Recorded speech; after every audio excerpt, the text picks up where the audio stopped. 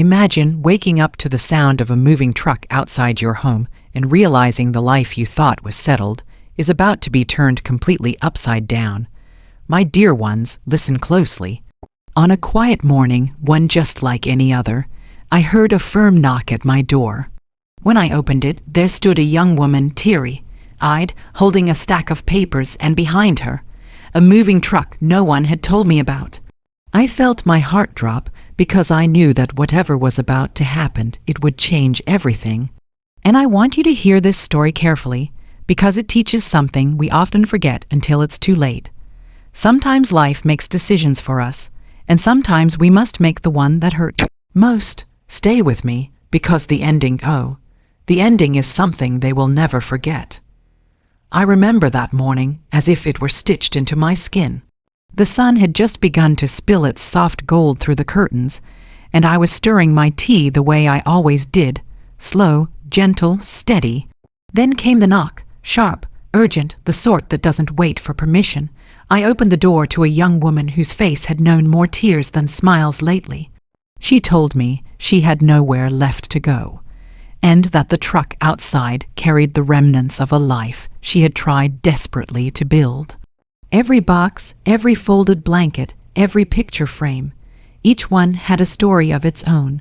She didn't ask to come in. She simply looked at me as if asking whether the world still held a place for her. I stepped aside.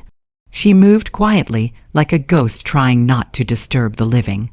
She sat across from me, hands trembling, and slowly the story spilled out a love that had soured, promises broken like thin glass, and a heart that had been asked to carry too much. I listened, not to fix, not to judge, but to hold the pieces she could no longer hold alone.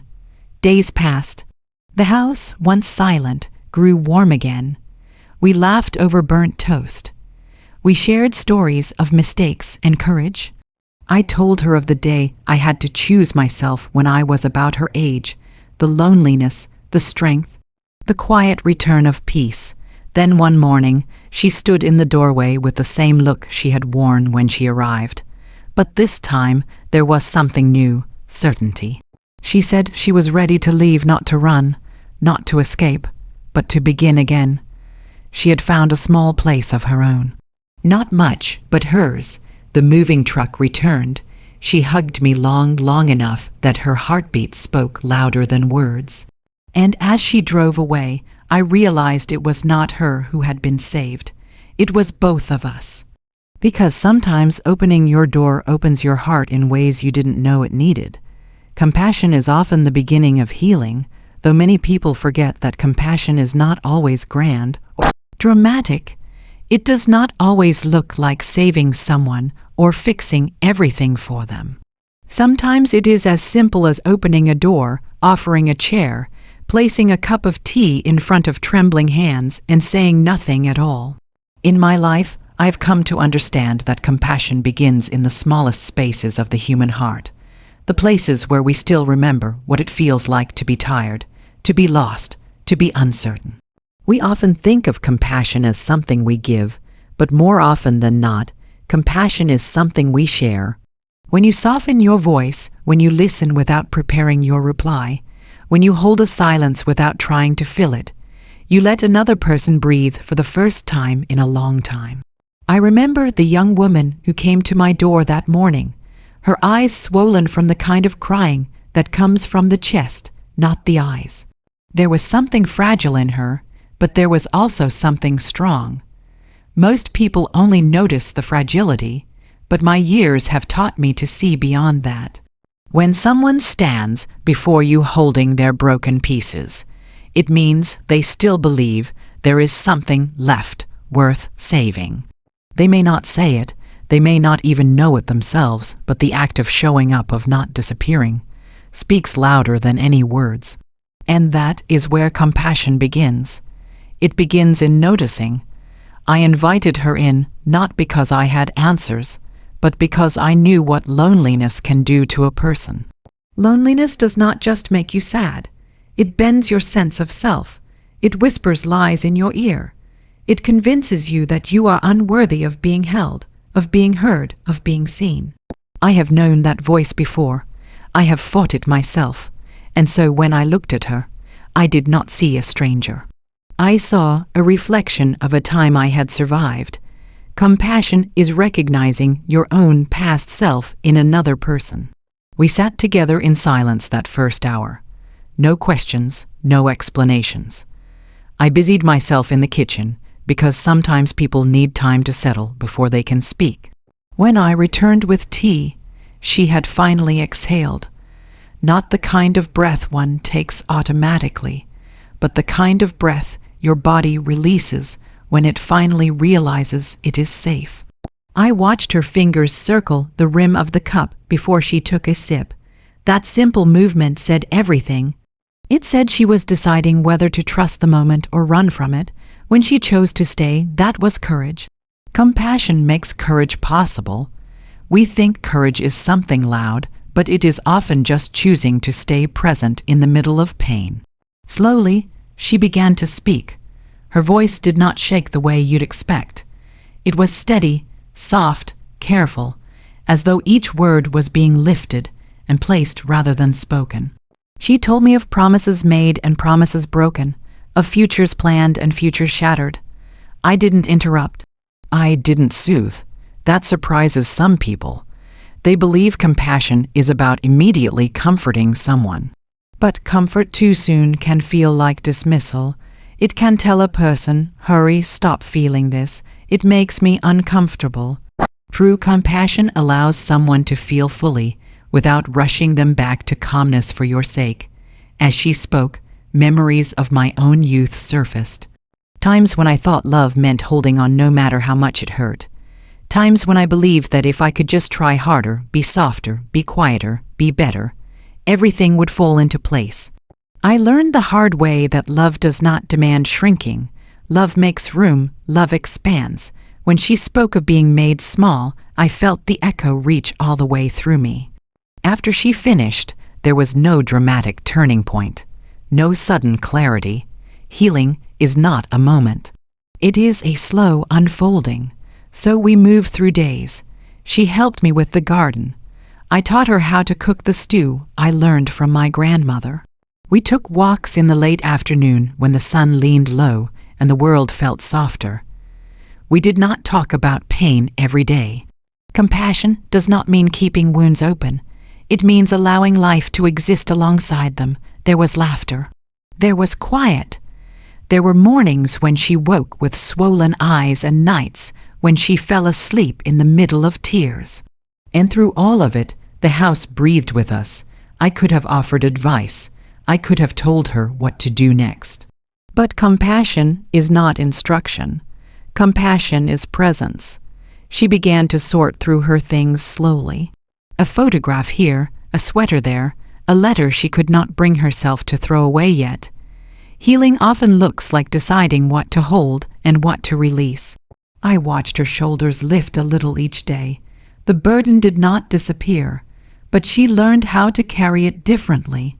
What many forget is that compassion does not only help the one receiving it, it changes the one offering it too. The house had been quiet for a long time before she came. I had grown used to the stillness, but I had not realized how empty it had begun to feel. Her presence reminded me of the part of myself that still had the capacity to care deeply, to nurture, to guide, to simply be with another soul. Compassion brought life back into rooms that had gone silent. It reminded me that the heart does not stop growing because years pass. It only stops growing when we stop opening it. And perhaps the most important thing compassion teaches is that healing is shared. You may think you are helping someone else stand, but in truth, you are often remembering how to stand yourself. We heal each other simply by being human in the same space, by holding the fragile parts together until strength can return. Compassion begins healing, not because it fixes pain, but because it says, you do not have to carry this alone. We must allow ourselves to let go of what was, to make space for what will be. And this is one of the hardest lessons a person can ever learn. Letting go is not a single action, and it is not a moment of clarity that arrives like lightning. It is slow. It is uneven. Some days you feel strong enough to release the past, and other days you hold it tighter than ever, even when you know it is hurting you. People often think letting go means forgetting, or stopping love, or pretending something never mattered. No, letting go is not about erasing the past. It is about acknowledging that the past has already happened, and it has shaped you, but it cannot guide your steps forever. You cannot walk forward while constantly turning back to see what you left behind. The young woman in my home learned this lesson one breath at a time. She had built her life around someone who made promises that felt like forever, and when those promises fell apart, she felt as though everything inside her collapsed with them. She kept replaying conversations in her mind, thinking if she had just chosen different words or behaved differently, maybe things would still be whole. I recognize that thinking very well. When you are in love, you believe your effort can change the direction of the wind. You believe that if you just love harder, deeper, quieter, louder, something will shift, but life does not always bend to love. Sometimes a story ends because that is the only way it can make room for the next chapter. She would sit by the window in the afternoons, her gaze unfocused, staring into a distance that had nothing to do with the street outside. I could tell she was not looking at what was in front of her. She was looking at what was gone. People forget that the mind clings to memories not because they are beautiful, but because they are familiar. The heart can become loyal to pain simply because it recognizes it. Letting go requires learning to live without the weight you have grown accustomed to carrying. It requires trusting that your hands will not feel empty forever. One day, I sat beside her without speaking. After a long silence, she whispered, almost to herself, "I don't know who I am without all of that." And I told her the truth that took me many years to understand. Sometimes you do not truly meet yourself until something you thought you needed is gone. Sometimes the breaking is the opening.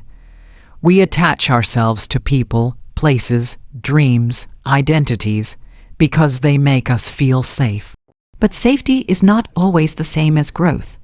There are times in life when everything familiar must fall away so that we can finally turn toward who we are meant to become. She began sorting through her belongings, and I watched her hands pause at certain items longer than others. A ticket stub from a trip they took, a key to a home she no longer lived in, a sweater worn so many times it held warmth even unworn. Her fingers lingered, tracing memories. Letting go was not throwing those things away. Letting go was letting her heart understand that those objects no longer held power over her future. She kept some things, she released others. Both choices were allowed. People are often taught that strength means holding on. But sometimes strength is learning how to release your grip. Strength is walking away from what cannot stay. Strength is choosing peace over familiarity. Letting go is not weakness. It is the highest form of courage, because it requires stepping into the unknown with nothing but trust. As days passed, her steps grew steadier. She began rising earlier. She would hum quietly while washing dishes. She no longer sat by the window looking for something that wasn't coming back. But even then, healing was not perfect or straight. Some mornings she woke up with tears already forming. Some evenings she felt the loneliness like a heavy coat she could not remove. Letting go is not permanent in an instant.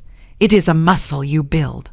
You must practice releasing again and again until it becomes something your heart remembers how to do without breaking each time. I reminded her that endings are not failures. They are transitions. We are always changing, whether we notice it or not. The person she was when she loved him was not the person she was now, and she did not need to hate who she had been. That version of her had simply reached the end of the road she was meant to walk with him. When the path ends, the journey does not end. It simply turns in a new direction, and you must gather your courage and continue walking. Letting go also means forgiving yourself. She blamed herself for not seeing warning signs sooner. She blamed herself for staying too long. She blamed herself for leaving too late. I told her that self-forgiveness is the foundation of healing. You cannot move forward if you are still holding yourself in the past, punishing yourself for being human. We love with hope. We trust with sincerity. There is no shame in that. It is the most natural thing in the world to believe in the goodness of another heart. But when that heart cannot walk with you any longer, your own must learn to lead. One evening, while the sky turned a soft lavender, she looked at me and said, "I think I'm ready." She did not say for what. She did not need to. I could see it in the unburdening of her shoulders, in the quiet steadiness of her breath, in the way her eyes saw the world again instead of the memory of it. Letting go is not marked by an announcement. It shows in the way the soul stands a little lighter. A door within her had opened, and she was now willing to meet her future rather than chase her past. We often fear letting go because we believe it means losing something forever, but sometimes letting go is the only way something new can enter your life at all. The heart is like a room. If it is filled with what no longer serves your spirit, there is no space for what is meant to come next. And the truth is that the next part of your life may be gentler than anything you have ever known, but you will never find it if your hands remain closed around what was never meant to stay. New beginnings are rarely loud. They often arrive quietly, in moments we don't expect, and in forms we do not immediately recognize. People imagine change as something dramatic, a door slamming, a declaration shouted, a sudden burst of clarity. But real beginnings are gentle. They slip in like dawnlight, gradually, softly, without demanding attention. The young woman who stayed with me did not wake up one morning transformed. She did not suddenly feel strong or confident or renewed. Instead, small shifts began to appear in the spaces between her breaths, in the pauses between memories, in the way she moved through each day. At first, even she did not notice them. New beginnings almost hide themselves because the heart needs time to adjust to what is growing inside it. I remember one morning when she walked into the kitchen and opened the curtains fully. When she first arrived, she had kept them half closed, as if too much light might expose her sadness. But on that day, the sun poured in completely, filling the room with gold. She stood there for a moment, just looking at the light. It was not a statement, not a performance. It was simply a moment of choosing brightness. That was the beginning, working quietly, without making a sound. It continued in other small ways. She began to cook again, not to occupy her mind, not to distract herself, but because she wanted to nourish her own body. She took short walks by herself, not because she needed time away, but because she was learning what it felt like to exist in her own presence without fear. She spoke more gently to herself when she made mistakes. Her posture changed, not all at once, but her shoulders no longer curved inward as though protecting her heart. They settled more loosely, more naturally, as if she finally felt she was allowed to take up space. New beginnings are quiet because they are internal before they are external. A seed grows deep in the soil, long before anything is seen above the surface. If someone had visited the house, they may not have noticed anything different in her. But I saw it in the way she held her breath a little less tightly when she laughed. I saw it in the way she no longer avoided mirrors. I saw it in the slow return of softness to her voice. Pain had once sharpened her words, made them quick, brittle, heavy. As healing began, her voice regained warmth. Not because the pain was gone, but because she no longer believed pain was the only story she had. One afternoon, we sat together folding laundry. The air was quiet, calm, like a held sigh, and out of nowhere she said, "I think I'm going to paint again." She said it like a thought passing through her, not a grand decision. But I knew it meant something. She had once loved painting, long before life became heavy. When a person returns to something they loved before the world weighed on them, it is a sign that something new is taking root. The desire to create is often the first sign of healing. It means the soul is stretching again. The first painting she worked on was small, just a single flower. Not a bouquet, not a landscape, just one flower. I watched her mix the colors slowly, thoughtfully, as though learning to feel again. Her hand moved with caution at first, like she feared she would make a mistake. But then something in her softened, and her strokes became steadier, more certain. That flower was more than just a flower. It was the quiet beginning of her remembering who she was before heartbreak tried to rewrite her entire identity. New beginnings also show themselves in the way a person starts to speak about their past. At first, her memories were heavy, painful, full of longing. She would speak in a tone that still clung to what had ended, but gradually her words changed. She still remembered, of course, but she no longer tied her worth to what had happened. She began to describe events simply as part of her life, not the definition of it. That is another way beginnings arrive, not by erasing the past, but by placing it in its rightful place. She started planning small things for her future, not large goals or grand dreams, small things, a new plant for her windowsill, a book she wanted to read, a different route to take on her afternoon walk. It may seem insignificant, but when someone begins to imagine their future with even the smallest hint of curiosity, life is shifting inside them. Hope is like that. It does not roar, it whispers. Sometimes she still cried. Healing does not mean the absence of tears. There were nights where silence felt too loud and memories returned uninvited. But even those moments began to change. She no longer cried because she was lost. She cried because she was letting go of the last pieces of something that no longer had a place in her life. Tears became release instead of suffering. One evening, while we sat outside as the sky faded into dusk, she said, "I don't think I need to be who I was before. I think I can become something new." There was no fear in her voice, only understanding. Many believe that healing means returning to who you used to be. But true healing is transformation. You do not become the person you were. You become someone who has walked through the fire and learned how to breathe again. New beginnings rarely feel like beginnings when they are happening. They feel like quiet shifts, subtle breaths, moments of stillness. They feel like setting down a heavy bag you carried so long you forgot it was possible to put it down.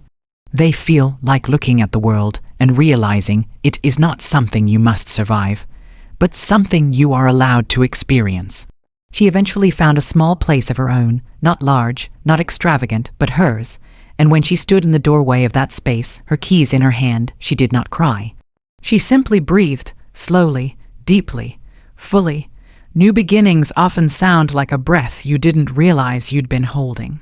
They appear in quiet moments, in sunlight returning to a room, in laughter that comes without effort, in the gentle unclenching of the heart, in the rediscovery of one's own voice.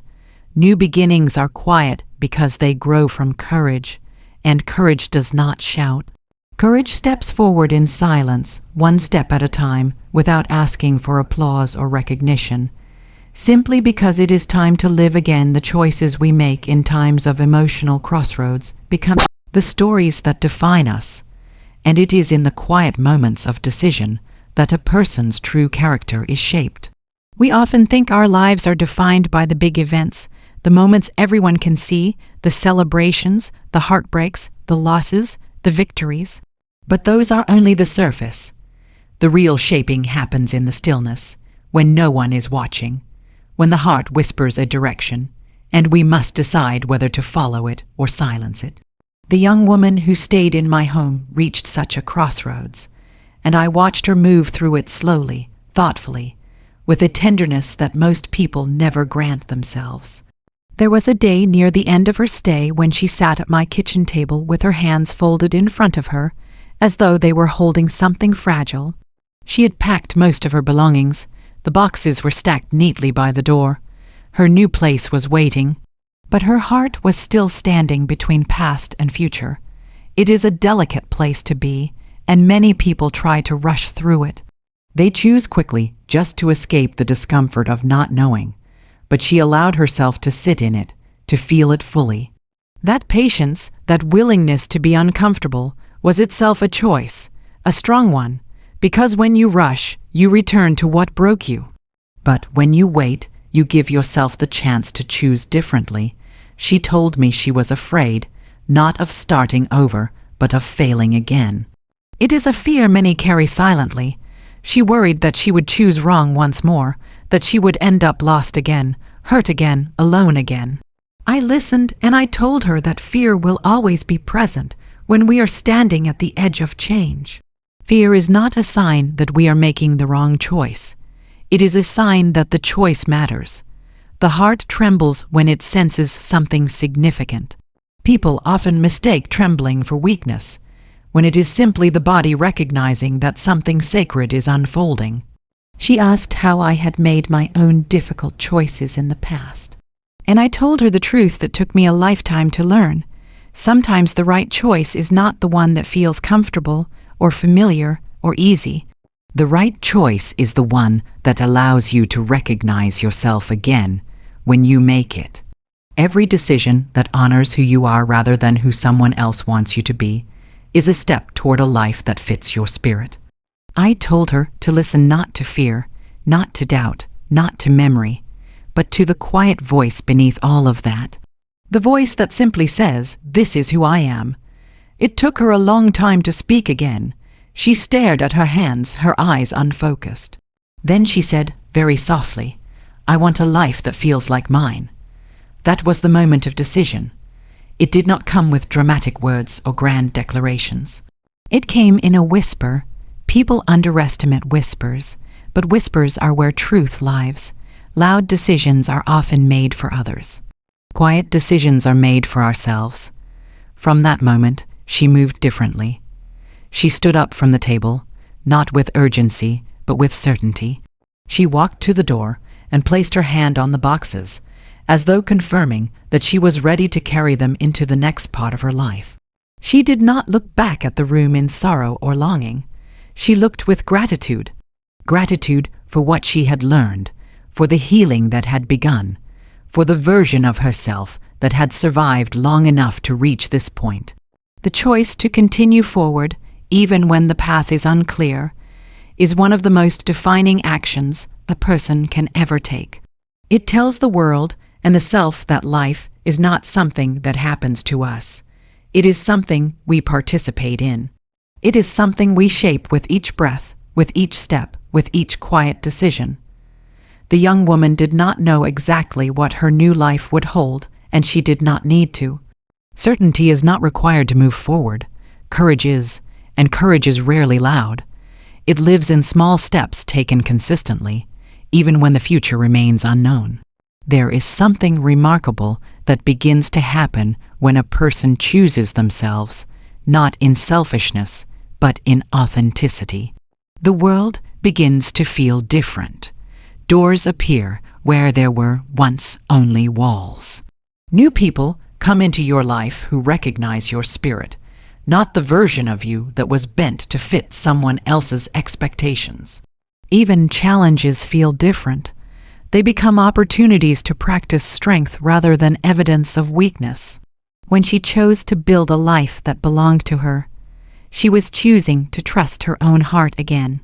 That trust is one of the greatest gifts a person can give themselves, but choices are not made once. They are made again and again. Every morning, she would wake up in her new place and have to choose to continue moving forward. Healing is made out of many small decisions. The decision to get out of bed, even when sadness whispers to stay. The decision to make a meal instead of skipping it. The decision to speak kindly to oneself rather than letting old criticism take over. The decision to believe in the possibility of joy again, even if joy still feels distant. Each of these small choices shapes the future. I would visit her sometimes in that new home, and I saw how she arranged her space with intention, not rushed, not haphazard, but slowly, piece by piece, building a life with thoughtfulness. No corner carried the weight of memory she did not want. No room remained empty of warmth. She filled her life with what reflected who she was now, not who she had been before. That is the power of a choice made at a crossroads. It creates a ripple that touches everything that comes after. People often believe that the defining moments of life are rare. But the truth is that we are always choosing. Whether we notice or not, we are shaping who we are becoming. The crossroads are simply the moments where the weight of the choice is clearer. The young woman could have clung to what she once knew. She could have returned to a life that felt familiar but hurtful. Many do, not because they lack strength, but because staying with what we know feels easier than stepping into what we don't. But she chose differently. She chose herself. She chose her future. She chose to believe that she was worthy of a life that did not wound her just to keep going. And that single choice, made in a quiet kitchen, with sunlight falling softly on her folded hands, became the beginning of a story that would define her not by what she lost, but by who she became afterward.